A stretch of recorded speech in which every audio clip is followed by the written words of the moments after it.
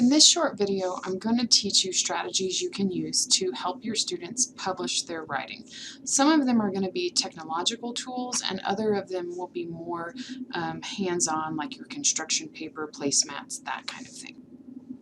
I've created a table for you that highlights the different types of technology you can use to publish student writing, and I've listed what kind of platform they need, whether it's a web application or it's an app that you can use on an Android or Apple device, and then I've provided links to where you can access those kinds of things. I'm going to show you just a few in this video, but really your job is to play around and figure out which type of technological tool would fit with the type of writing that you have been doing in our classroom.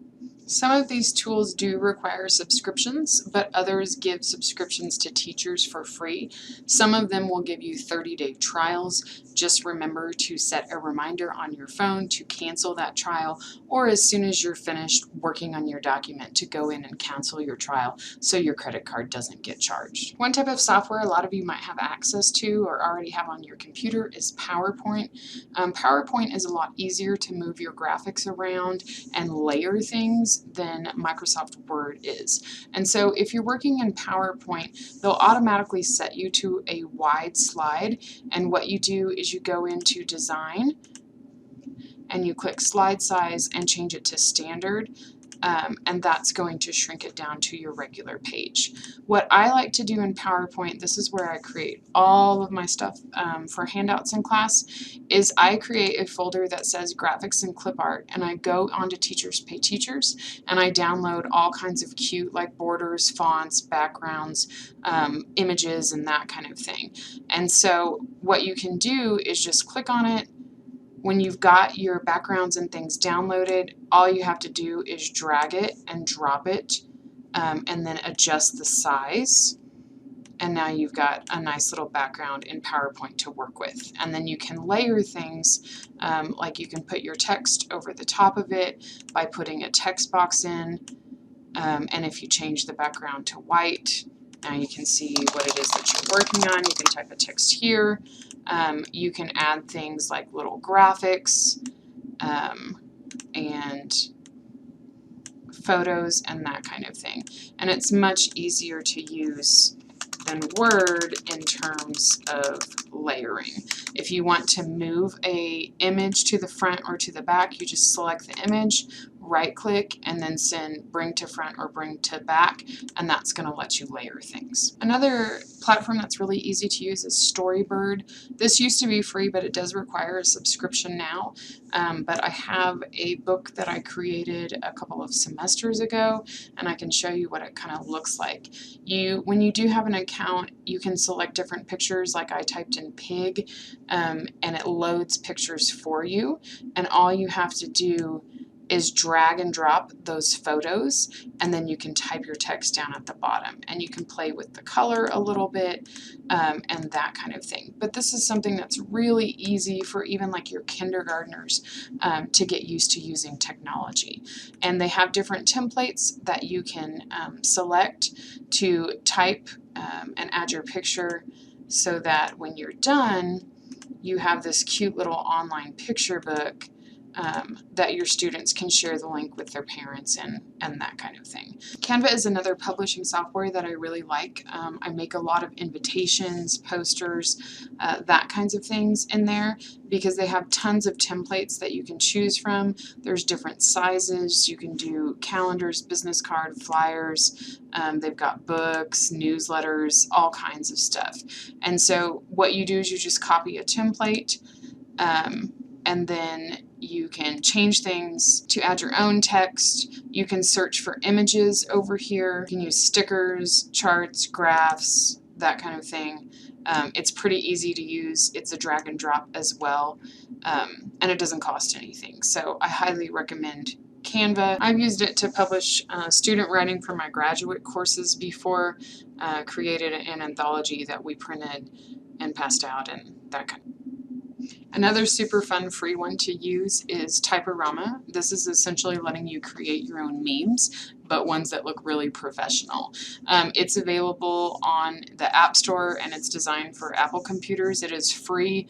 I think it's $4.99 if you want to get rid of the logos and the ads. I went ahead and bought it because I make memes for my husband like all the time and stuff like that. You can upload your own photos, or you can use the stock photos that they already have.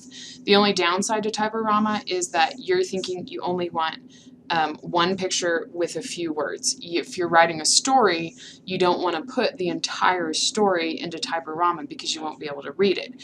But another way that you can do it is think of it like a comic where you create different squares for parts of your story, and you can split it up and publish your story that way. Or you can just show me a snippet of your poem or something like that.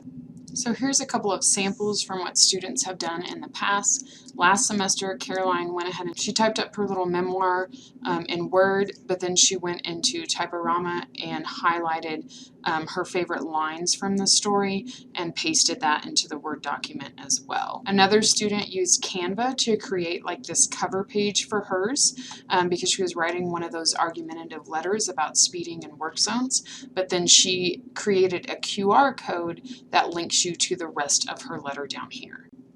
Here's a little movie with a voiceover that one of the students from last semester created using the Powtoons application.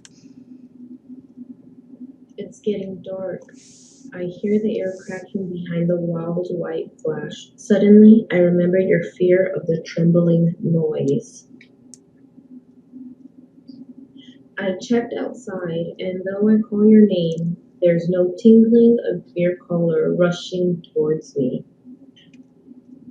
Running down Paramount Boulevard, impatient as the wind, I scream your name over and over again until my voice cracks. With passing time, my voice ends up fading. I'm long ways from home. It's just too dark to continue.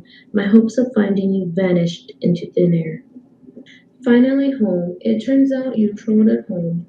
The assurance of your safety, it's the delight that flows through my body without measure. And you can see those little logos that have the Pro on it. That just means she has to purchase a subscription to get those to go away. For the purpose of this course, you don't need to purchase the subscription. The point of this activity is just to get you comfortable using technology to publish your own writing. If you prefer to go a little more on the crafty side, I've also uploaded the Publishing and Celebrating Writing Appendix out of Jennifer Saravallo's book.